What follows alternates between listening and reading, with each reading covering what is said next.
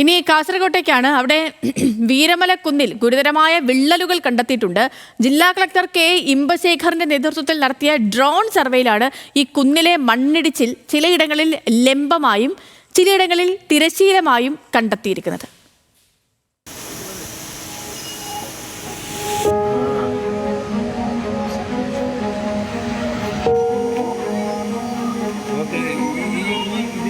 തുടർച്ചയായ മഴയെ തുടർന്ന് കാസർഗോഡ് ജില്ലയുടെ വിവിധ ഭാഗങ്ങളിൽ മണ്ണിടിയുകയും ഗർത്തങ്ങൾ ഉണ്ടാവുകയും ചെയ്തിരുന്നു. ഇത്തരം സ്ഥലങ്ങളിൽ നിന്ന് ആളുകളെ മാറ്റിപ്പാർപ്പിച്ചു.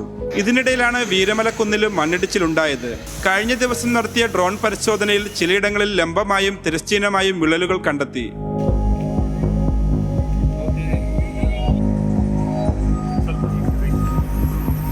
ഡ്രോൺ ദൃശ്യങ്ങളുടെ അടിസ്ഥാനത്തിൽ തഹസിൽദാർ വിശദമായ റിപ്പോർട്ട് കളക്ടർക്ക് സമർപ്പിക്കും. റിപ്പോർട്ട് ലഭിച്ചതിനു ശേഷം ദേശീയപാത അതോറിറ്റിക്ക് കൈമാറും. സംരക്ഷണത്തിന് പ്രത്യേക നടപടി സ്വീകരിക്കാൻ ദേശീയപാത അതോറിറ്റിയോട് ആവശ്യപ്പെടുമെന്ന് ജില്ലാ കളക്ടർ അറിയിച്ചു. അടുത്ത ദിവസങ്ങളിൽ മട്ടലായിക്കുന്ന്, ബേവിഞ്ചക്കുന്ന് എന്നിവിടങ്ങളിലും ഡ്രോൺ സർവേ നടത്തും. ന്യൂസ് മലയാളം, കണ്ണൂർ.